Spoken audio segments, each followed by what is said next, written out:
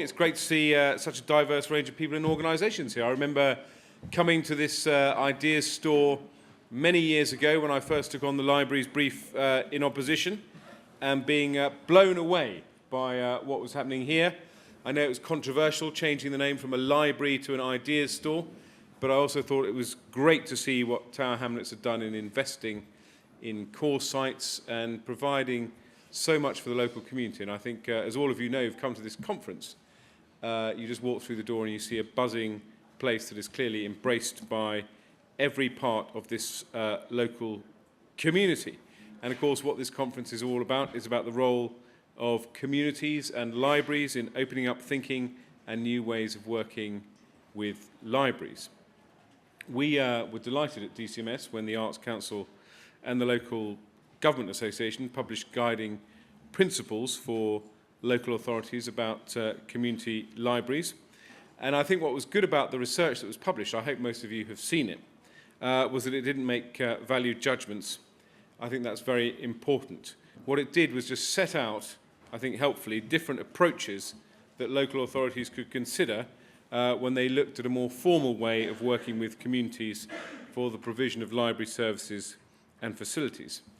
I think it's important to make the point that community involvement in libraries is not new. It certainly shouldn't be seen as a threat. It should be seen as a huge advantage because libraries work most effectively when they're embedded in their communities. And I think today's event is about showing the broad level of involvement and support of communities for their libraries. I know that there's been a lot of discussion today about the mechanics of community involvement, about what a library service is, about wider service delivery, what libraries will look like in years to come, and the different approaches to community engagement in those services. And there's no underestimating the demand for the guiding principles that were published last year. And I know that library services up and down the country are, of course, responding to many drivers of change. And I want to just look at a few of the few things that are emerging, as it were, as guiding principles. The first is joining services together, what is sometimes also called co-location as well. Some libraries have sought advantages from strategic and back-office integration across local authority borders. To be honest, I'm surprised there hasn't been more of it. It seems to be an obvious way to save money, to preserve what money is there for the front line, to see whether you can work jointly across borders. It's been tremendously successful in West London, and London to a certain extent has pioneered cross-working, and certainly I would like to see much more of it. But the other important thing about the future of libraries, I think, is co-location, to have libraries in places with other services which people use, or indeed vice versa. You look at areas like Buckinghamshire, where co-location of libraries with post offices is working, or Northamptonshire, where they've looked at co-locating with children's centres, or in Liverpool, where they've located a library with a lifelong learning centre. So I hope that today has given people the opportunity to hear about those kind of examples and the opportunities and challenges that are presented by co-location. The other driver of change, of course, is technology innovation, and what that means in the kind of changing consumer expectations, if I can put it that way, or the way that what people expect from their library. Digital innovation and the shift in expectations of library users are reflected in the evolution of services that libraries offer. Of course, at the core of that is providing access to the internet, promoting digital literacy. Public libraries have played a huge role in helping to get people online. They've been very much centre stage in Martha Lane Fox's initiative Race Online 2012, which has now morphed, now that we're past 2012 of course, now morphed into Go On UK. I think something like 500,000 people last year were helped to get online by libraries, helping us towards our target of reducing digital exclusion. And also, of course, talking about technology, libraries and UK online centres play a huge role in delivering government services, supporting informal and formal learning, improving literacy, supporting skills, supporting employability. and as community assets providing spaces for activities and even business startups. It's also important that libraries look at other aspects of technology. So while on the one hand libraries are there to help get people online, libraries also have to take advantage of new technology, such as, for example, e-lending.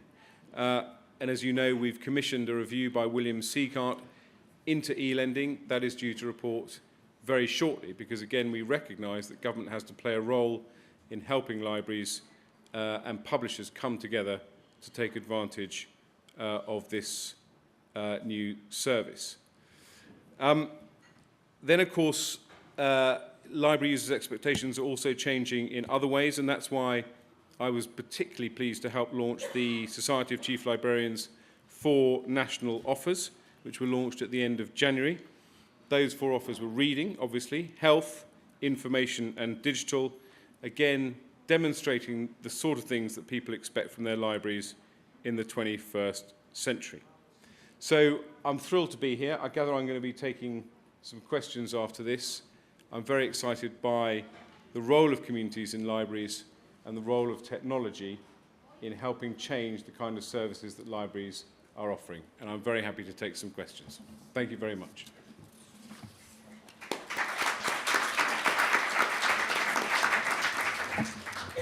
Okay, thank you. Should I take them from there or from here?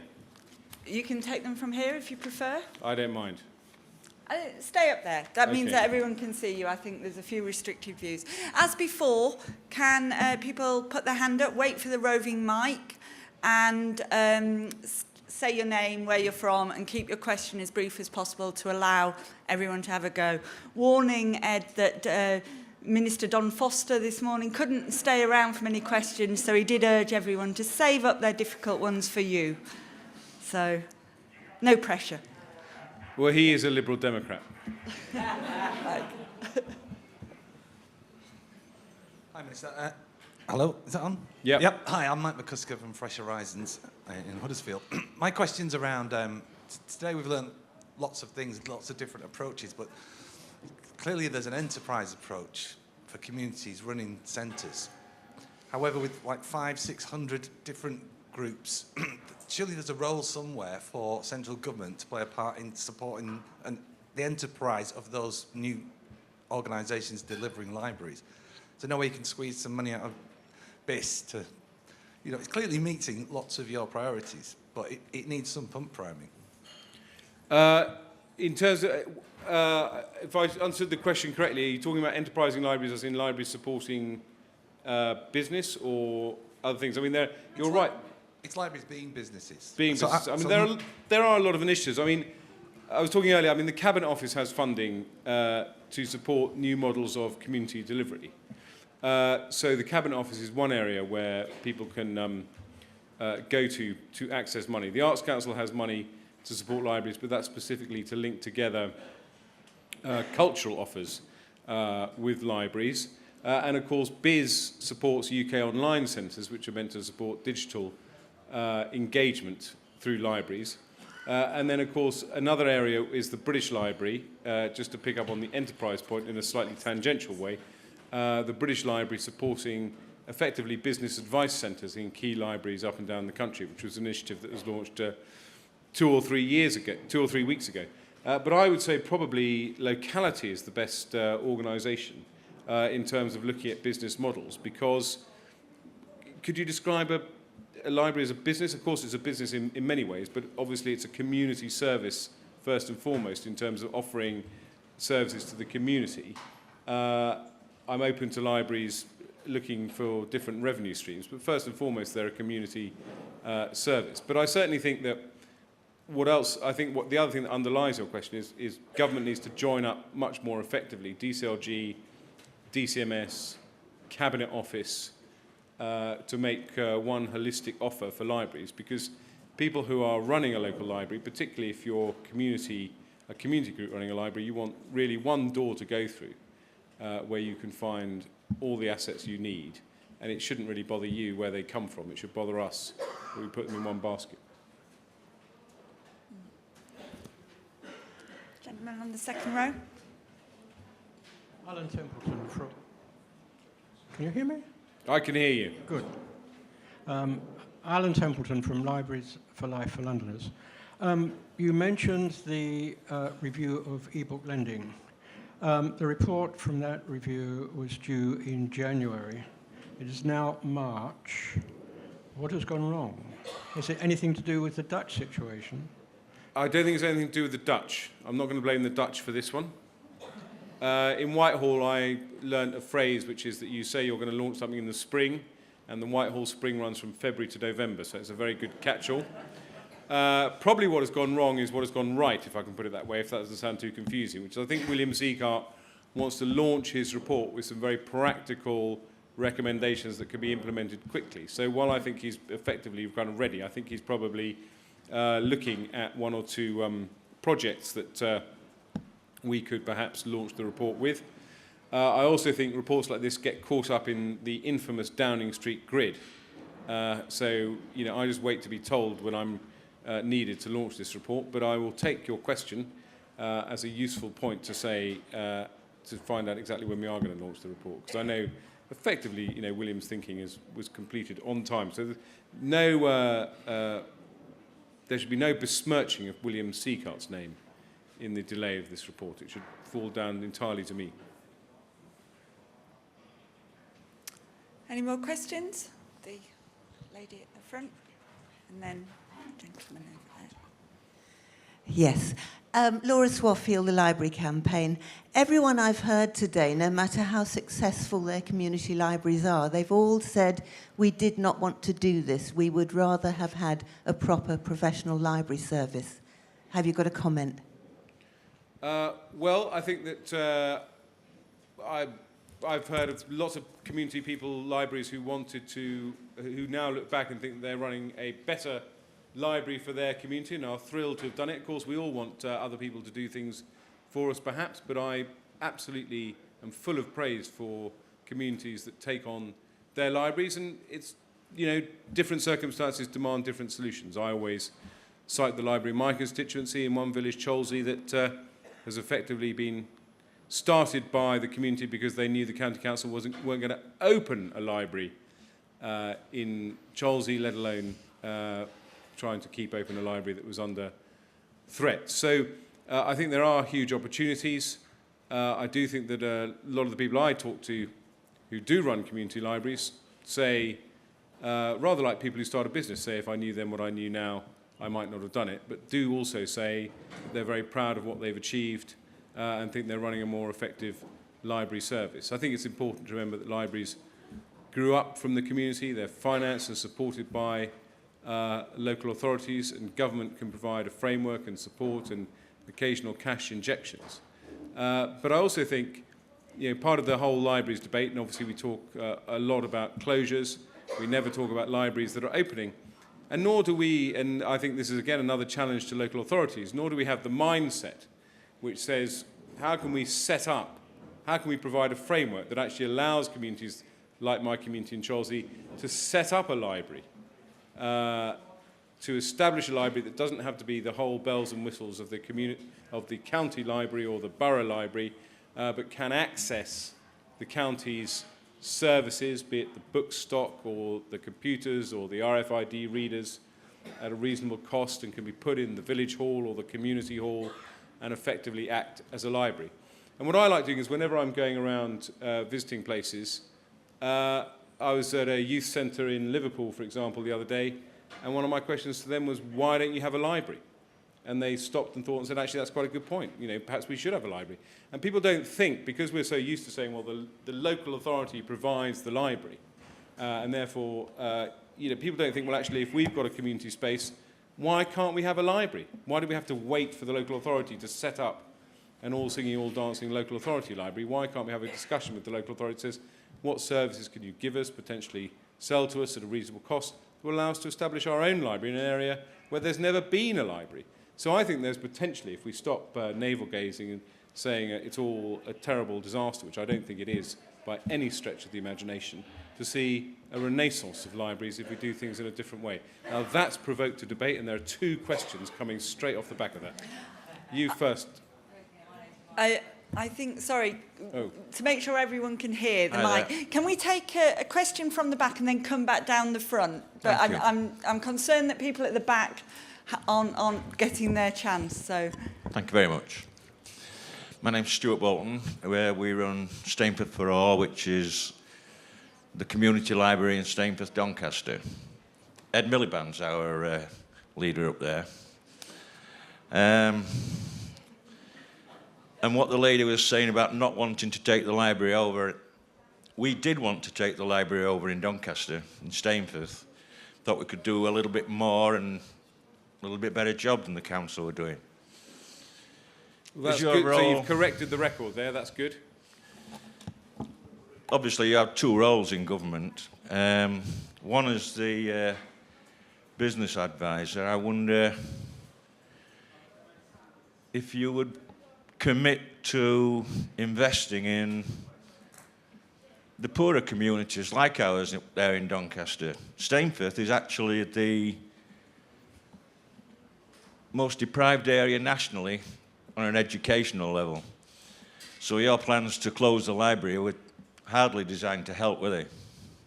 Well, as I say, I think that there are funds that community libraries can access for specific purposes, whether it's the Arts Council grants for the arts programme to help libraries and the arts, or whether it's funding from the Cabinet Office in terms of supporting different models.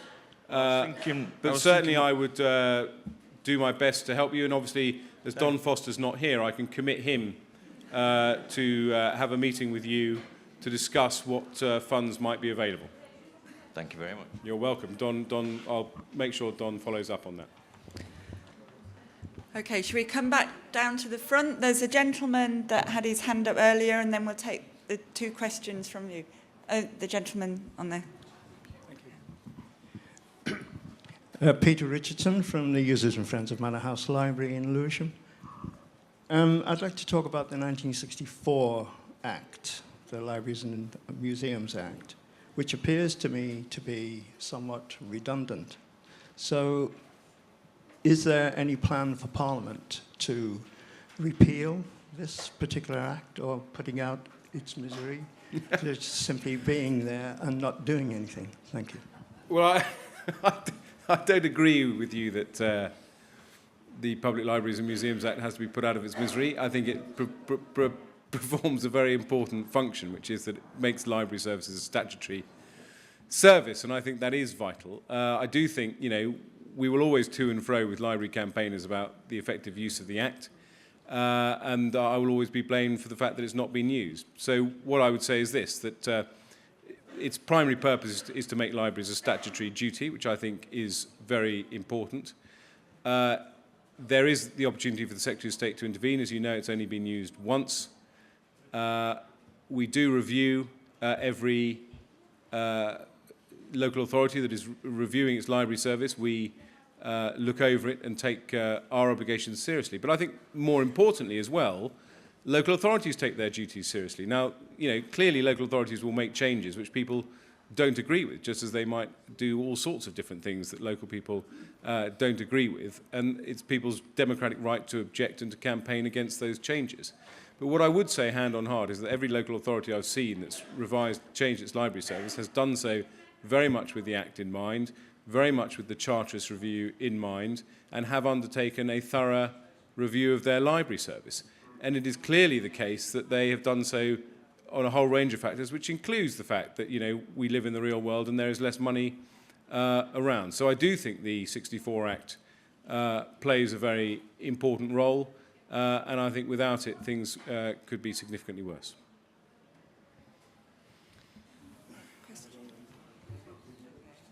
It is being used because it provides a statutory duty. Okay, my name's Margaret Bailey from Kensal Rise Library, which is currently closed, one of the 6 closed libraries in the London Borough of Brent. It's difficult to know where to start, actually, with Brent and with your own department. Brent closed those libraries, and they did have a consultation which was pretty meaningless, actually, and 80% of the population in Brent who were consulted voted against the closures of the libraries, which the council took no notice of. The council was then incredibly hostile to those 6 communities taking over their libraries, incredibly vindictive, hostile, dismissive, whatever. I think we prepared quite a good submission. The 6 libraries in Brent prepared quite a good submission to your department. And in the end, you know, you did absolutely nothing for us. You could have stepped in and helped us even with that aspect, communities taking over their libraries. You simply condoned whatever it was Brent was doing. And you've left us now in our 3rd year of campaigning, a very bitter, hard struggle with very little help from anywhere, with developers taking over our libraries, turning them into flats. Well, I mean, there are obviously a lot of value judgments in your statement there. I mean, we did what we were required to do, which is we reviewed Brent's proposals and took a view that they weren't breaching their comprehensive and efficient duty under the Act. Brent's libraries are a local service. Brent clearly had clearly thought through plans that they thought were the right plans in terms of investing in their library service. And it certainly, as far as I'm aware, those plans had been around for very many years. So they were taking a strategic decision, just as indeed Tower Hamlets took a strategic decision several years ago to close some of its libraries and invest in others. We do not run the library service. Central government does not run the library service. It is a local authority service paid for by local authorities. That is always how it's been. We will intervene if there is clear evidence that the comprehensive and efficient duty has been broken, and there was no evidence to persuade us to intervene on that basis. We have time for one more question. Is there... There's one at the back, and there's this lady here has had her hand up first, so perhaps we can take the chap at the back at the end. So just to follow on in a different manner, so my name is Jodie, I'm also from Kensal Rise Library, but it's just from what we've heard throughout the day in support of community libraries and in support of local community needs and addressing community needs and getting the community to engage and support either local libraries, council-run, or community-run libraries, which I know has its own political issues around it, but obviously it's based around communities, which I think is very positive. Our experience obviously was very different, but is it not fair to say that these suggestions around giving communities support, it's very different areas that the communities can access funding and otherwise, if they're a community-run library or a public library. And I think it's a little bit confusing for us as community libraries, or hoping to be community libraries, outside of a public funding circle, and those that are within or inside a public funding circle. And I think that distinction really needs to be a bit clearer so that we can appreciate where we are and how we can move forward. I hear what you say, but I do think it's important, you know, taking a general point without commenting on the specifics in Brent, is that, you know, I think any local authority should welcome any community that wanted to run their library with open arms. It seems to me an open door policy to say, come and sit around the table and discuss how best we can do it. I don't know whether Gloucestershire want to comment on their experience in working with their communities or others, but certainly I think that's the approach that Oxfordshire is taking as well, and other local authorities around the country. I don't know if Buckinghamshire wants to comment or anyone else, but certainly I think that there should be a dialogue, and that where it's very difficult for the local authority to maintain a whole network of libraries as they had done, say, historically in the past, with the support of volunteers in the community who want to share that burden, I think working together is the way forward. Final question. Someone had their hand up towards... Jim Brooks from Little Jarvon Community Library. Talk of the devil. From Buckinghamshire, in fact. So because your local authority initially was not very helpful and then became more helpful, is that fair? They became more helpful when they found us useful. We heard from Don Foster this morning about the amazing enthusiasm for community libraries that's building into crescendo all over the country. I haven't quite experienced that. We set up in 2007. Since then, particularly from 2010, we had over 100 communities from all over the country contact us. Every one of them, without an exception, was reacting to closure. They weren't reacting by going, wow, we really want to start a community library.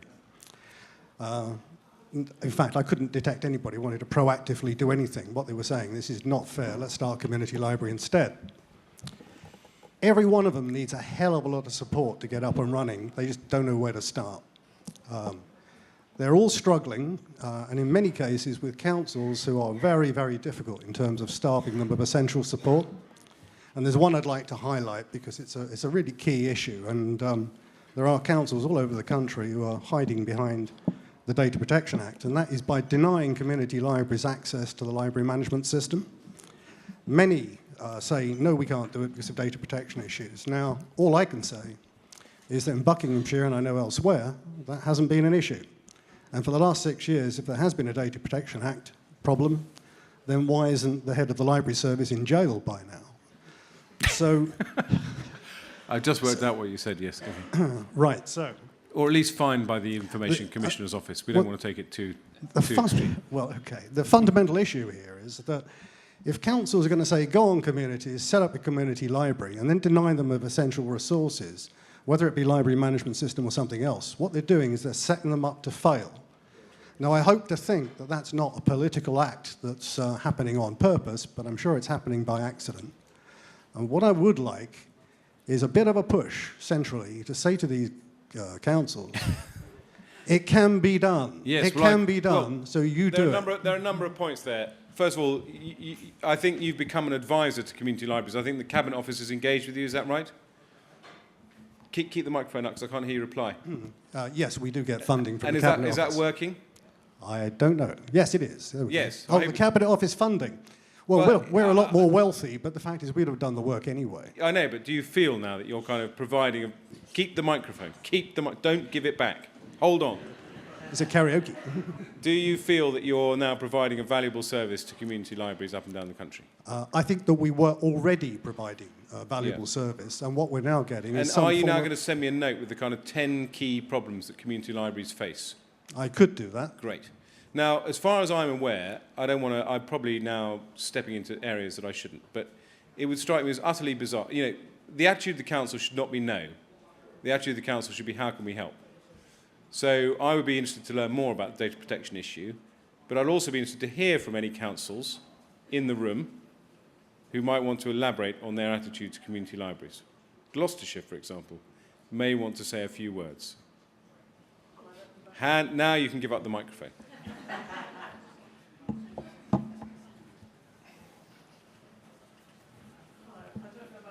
To, but let's say, I think the journey that we've taken in Gloucestershire is the fact that we recognise that you do need to put a lot of support in for your community libraries, and certainly the library management system, I would say, is essential to that.